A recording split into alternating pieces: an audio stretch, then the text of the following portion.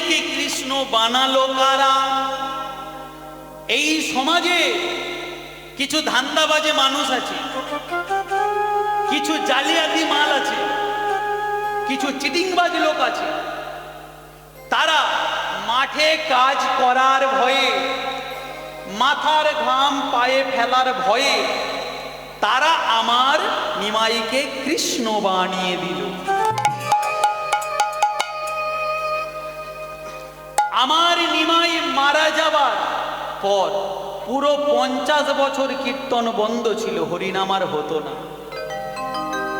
এই চিটিংবাজ লোক কটা আমার গৌরহরিকে কৃষ্ণ বানিয়ে তারা ব্যবসা শুরু করে দিল। আমার গৌরহরি এই হরিনাম করে গিয়েছিল, তুলে গিয়েছিল কিসের জন্য? নিজের জন্য? নিজের জন্য। সে ভক্ত করেছিল কিসের জন্য? নিজের জন্য, টাকা ইনকামের জন্য। একটা কথা আছে না, যে ভক্ত মোর মাতা পিতা, ভক্ত মোর গুরু, তাই ভক্ত মোরে নাম রেখেছে বাঞ্ছা কল্পতরু। তাহলে ভক্ত কে বানিয়েছে? নিমাই বানিয়েছে। আমার আগে যিনি কীর্তন করছিলেন, যে দাদাটা খুব সুন্দর কীর্তন করেছে, খুব ভালো লেগেছে, কিন্তু তিনি এই যে বলে গেছে যে ভক্ত, এই যারা কীর্তন করে, কীর্তনে কেন যুক্তি আসবে? উনি বলছিলেন, আমি শুনছিলাম যে কীর্তনে যুক্তি কেন আসবে। আমি বলি, দাদা ভাই, এই এত বছর তো কীর্তন হচ্ছে, তা এই এত বছরে এই সমাজে কি উন্নতি হয়েছে আপনি সেটা আমার কাছে বলে যান।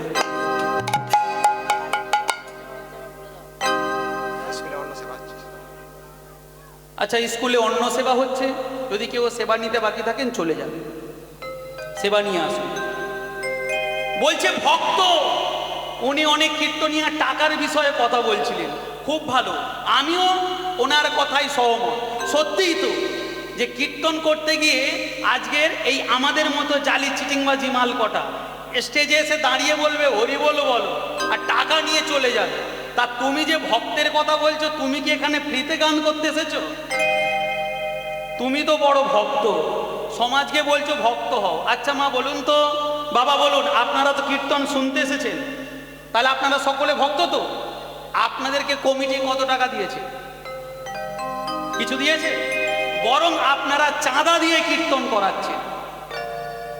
কিন্তু যে এখানে দাঁড়িয়ে বলছে ভক্ত হও ভক্ত হও, আরে ভক্ত তো হবে, কিন্তু টাকা নিয়ে কিসের ভক্ত? তুমি ফ্রিতে গান করো, তাহলে জানবো তুমি ভক্ত হয়েছো। নাহলে তুমি এইদিকে স্টেজ থেকে নেমে গিয়ে মোটা টাকা গুনে নেবে, আর ভক্তদের বলছো যে ভক্ত হয়ে কি হবে? উনি গৌরহরির কথা বলছিলেন, যে আমার গৌরহরি এই যে হরে কৃষ্ণ নাম, মা কথাটা মন দিয়ে শুনুন, কথাগুলো শোনা প্রয়োজন। কারণ কীর্তনে আজকের যুক্তি এসেছে বলে মানুষ অনেক সচেতন হয়েছে। যতদিন যুক্তি ছিল না, যে যা বলতো তাই সকলে মেনে নিত। কিন্তু আজকে এই সমাজে আপনি যদি কোনো কিছু বলতে যান, আমার মতো হাজারো ভক্ত দাঁড়িয়ে আছে আপনাকে প্রশ্ন করার জন্য। কেন? কারণ আজকের মানুষের চোখ খুলে গেছে, কান খুলে গেছে, তারা বুঝে গেছে কোনটা সত্য আর কোনটা মিথ্যা। উনি বলছিলেন না যে হরে কৃষ্ণ নাম আমার গৌরহরি জন্মের পরে ওই বৃদ্ধ অঙ্গুলি মানে পায়ের বুড়ো আঙুলে করে লিখেছিল। এটা সম্পূর্ণ একটা মিথ্যা কথা। বলুন, একটা বাচ্চা ছেলে সে যদি মানুষ হয়, সে কি করে ওই পায়ে করে হরে কৃষ্ণ নাম লিখবে? তোদের ভালো। আবার এরা বলে কি, যে গৌরহরি জন্মের পরে মায়ের স্তনদুগ্ধ পান করেনি, বলে তো? কি শুনেছেন তো? কেন বলে? বলে মা নাকি অসুচি ছিল, মায়ের দীক্ষা হয়নি।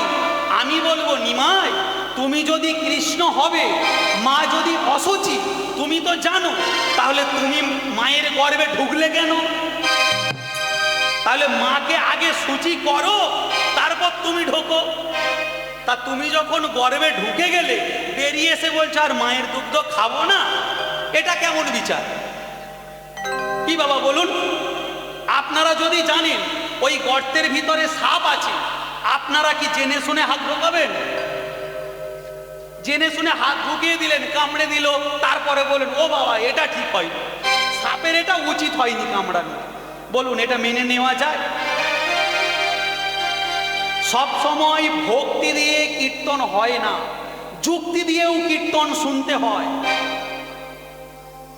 এই যে হরে কৃষ্ণ নাম, এটা কোথা থেকে এসেছে শুনুন। যেদিন এই বাংলার বুকে ব্রাহ্মণদের অত্যাচার চলছিল, সেই ব্রাহ্মণদের বিরুদ্ধে প্রতিবাদ করলো কে? কোন শূদ্র বাড়ির সন্তান নয়, কোন বৈশ্য বাড়ির সন্তান নয়, কোন ক্ষত্রিয় বাড়ির সন্তান নয়। কোন বাড়ির? ওই ব্রাহ্মণ বাড়ির সন্তান প্রতিবাদ করল। ব্রাহ্মণ বাড়ির সন্তানটাকে? তিনি হলেন আমার গৌরাঙ্গ মহাপ্রভু। যখন তিনি নিজে ব্রাহ্মণ হয়ে ব্রাহ্মণদের বিরুদ্ধে প্রতিবাদ করলেন, সব থেকে বড় শত্রু হলো কারা? পাড়া প্রতিবেশী নয়, নিজের কাকা জ্যাঠারা সব থেকে বড় শত্রু। এ বেটা বড় পণ্ডিত হয়েছে, সমস্ত ভক্তগণকে ডেকে বলছে তোমরা পূজা যা বাদ দাও, কালী পূজা, ষষ্ঠী পূজা, লক্ষ্মী পূজা, মনসা পূজা, ষষ্ঠী পূজা, সমস্ত কিছু বাদ দাও, বাদ দিয়ে তোমরা শুধু হরিনাম করো, তোমরা উদ্ধার। যখন এইভাবে হরিনাম করাচ্ছে, তখন ওই ব্রাহ্মণ সমাজ শূদ্রদের ডেকে বলছে তোরা শুধু হরি হরি করছিস, আমাদের আর ঘরে ডাকছিস না, আমাদের পা ধুয়ে দিচ্ছিস না, সেই পা ধোয়া জল তোরা আর খাচ্ছিস না। তোরা কি ভেবেছিস স্বর্গে যাবি? সব কটা নরকে যাবে। আমাদের এই শূদ্র বংশের সন্তান, নিচু জাত, সকলে মিলে ছুটে গেল গৌর হরির কাছে, গিয়ে বলছে ও ঠাকুর, তোমার কাকা জ্যাঠারা বলছে আমরা কোনো পূজা আজা করাচ্ছি না, ওদের পা ধুয়ে দিচ্ছি না, পা ধোয়া জল খাচ্ছি না, শুধু হরি হরি করছি, আমরা নাকি স্বর্গে যেতে পারবো না, নরকে যাব। গৌর হরি বলে কোথায় স্বর্গ কোথায় নরক কে বা জানে দুরাদু, এই মানুষের মাঝে স্বর্গ নরক, এই মানুষের মাঝে সুর আর অসুর। তাহলে স্বর্গ নরক কোথায়? স্বর্গ নরক হলো এই মানুষের মধ্যে। ওরা তোমাদের ভয় দেখাচ্ছে, তোমরা ভয় পেও না। শোনো, আজকের থেকে আমরা আর হরি হরি করব না, আজকের থেকে আমরা ওই হরির সঙ্গে কৃষ্ণ নামও করব। কি বলবো? হরে কৃষ্ণ কৃষ্ণ কৃষ্ণ হরে হরে, হরে রাম রাম রাম হরে হরে। এইবার যখন ভক্তরা হরে কৃষ্ণ নাম করতে লাগলো, আবার খেপে গেল ব্রাহ্মণ। নিমাইকে বলছে, নিমাই তুমি এই নিজ জাতের মানুষকে হরিনাম করাচ্ছ, করাও, তাতে কোনো আমাদের রাগ নেই, কিন্তু তুমি ওদের হরে কৃষ্ণ নাম পাঠ করাচ্ছ কেন? এই হরে কৃষ্ণ নাম কোথা থেকে এসেছে জানে? ওই আমার নিমাই পায়ে করেও লেখেনি, আর ওই গোলকে গোপনে লুকানো ছিল, গোলক থেকেও আসেনি। এই হরে কৃষ্ণ নাম হলো বেদের একটা মন্ত্র। সেই জন্য ব্রাহ্মণ সমাজ বলছে নিজ জাতের মানুষের বেদ মন্ত্র পাঠ করা অপরাধ।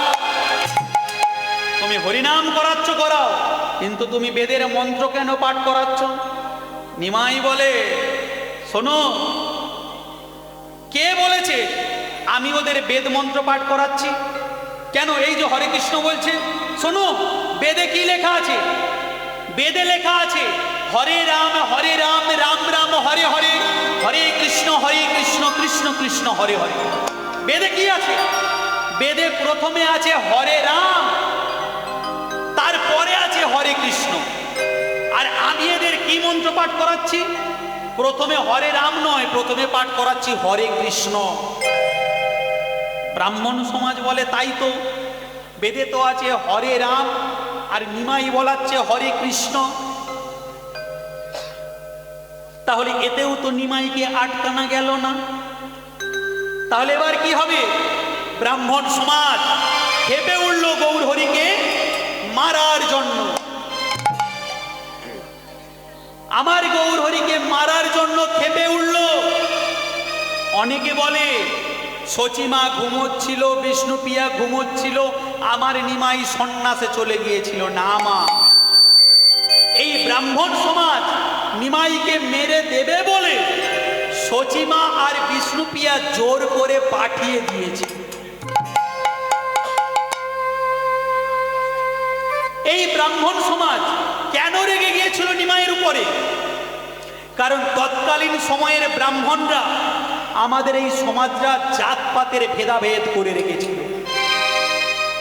বলে ব্রাহ্মণ বোম্বার মুখ থেকে জন্ম নিয়েছে, সেই জন্য সে উঁচু জাত, ব্রাহ্মণ মাথায় থাকে। আর শূদ্র সে ব্রহ্মার চরণ থেকে জন্ম নিয়েছে, সেই জন্য সে নিচু জাত, তাই সে পায়ে থাকে।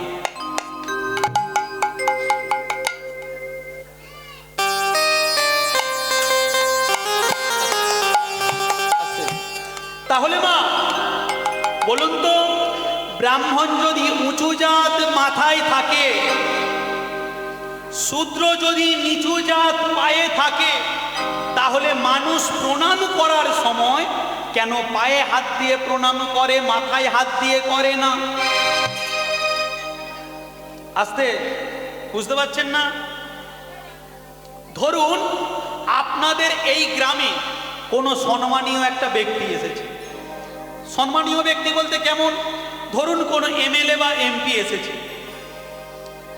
ওই এমএলএ এমপি আসার সাথে সাথে আপনারা কি করবেন?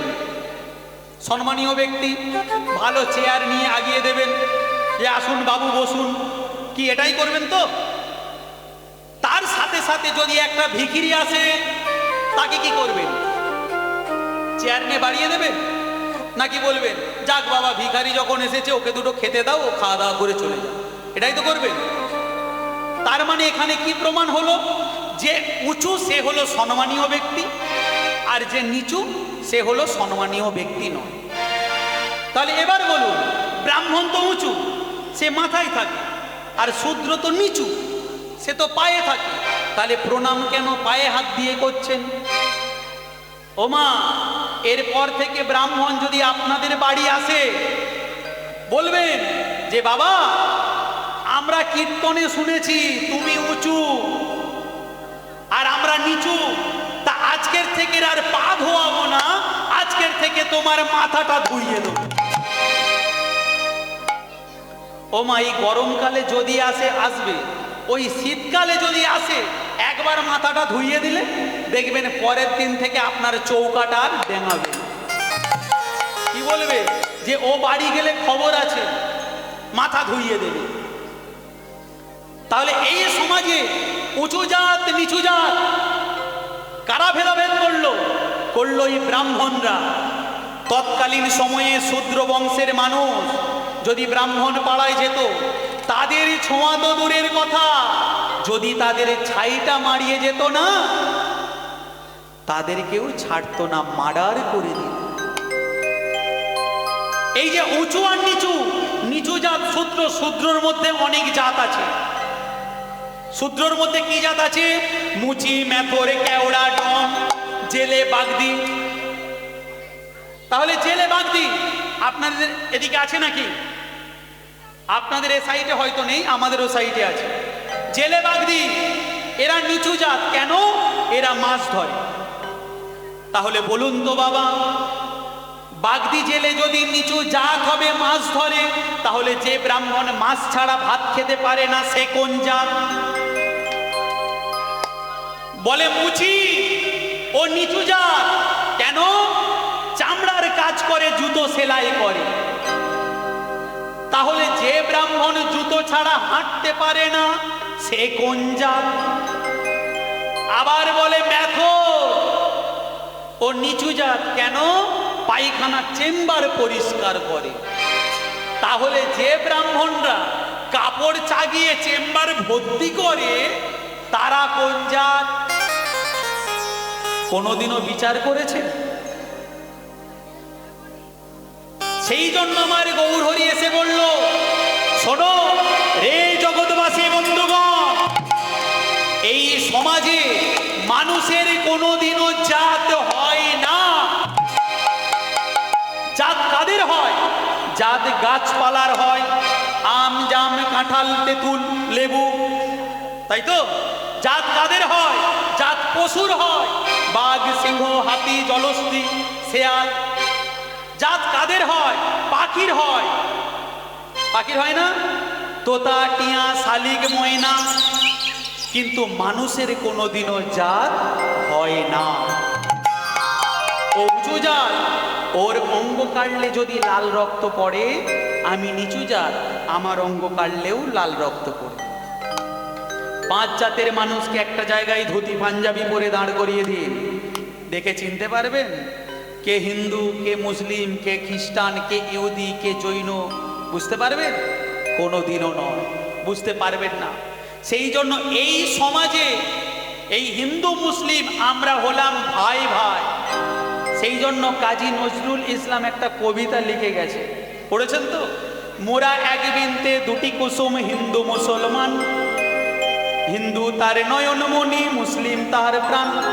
মোরা একসে দেশের খাই গো হাওয়া, একসে দেশের জল, একসে মায়ের বক্ষে ফলে এক ফুল ও ফল। তাহলে আমরা একসঙ্গেই থাকি, আমরা সকলে ভাই ভাই। কিন্তু তবুও ঝগড়া অশান্তি কেন হচ্ছে? যারা বোঝে না তারাই করছে। আমরা হলাম সকলে ভাই ভাই, আমাদের মধ্যে কোনো জাতপাত নেই। এই জাতপাত তৈরি করেছে অন্য কোনো জাতির মানুষ নয়, এই ব্রাহ্মণরা। সেই জন্য আমার গৌরহরি তিনি এসে নিজে ব্রাহ্মণ হয়ে ব্রাহ্মণকে বর্জন করে তিনি একটা সমাজ তৈরি করলেন। সেই সমাজটার নাম হলো বৈষ্ণব সমাজ। এই সমাজে ব্রাহ্মণ নিচু জাতের মানুষকে মানে না, আর বৈষ্ণব উঁচু জাত নিচু জাত মানুষদের দেখলে তাদের চরণ ধুলি মাথায় নিতে পিছয় না। আজকের এই সমাজে বাবাজি এত কেন বাড়ছে জানেন?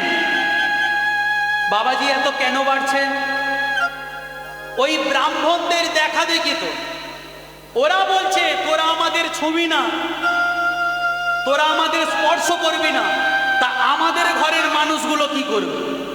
সেই জন্য ওদের দেখা দেখি আমাদের ঘরের মানুষগুলো তিলক নিচ্ছে, মালা নিচ্ছে, ঝোলা নিচ্ছে, শিখা রাখছে, বাবাজি হচ্ছে। বাবাজি হয়ে ওই ব্রাহ্মণদের বিরুদ্ধে বলছে তোরাও আমাদের ছবি না। তাহলে এমনি এমনি কি বাবাজি এত বেড়ে যাচ্ছে? কিসের জন্য বাড়ছে? শুধু ওই ওদেরকে দেখানোর জন্য। সেই জন্য আমার গৌরহরি এসে বলছে, শোনো তোমাদের কোনো কিছু করার দরকার নেই।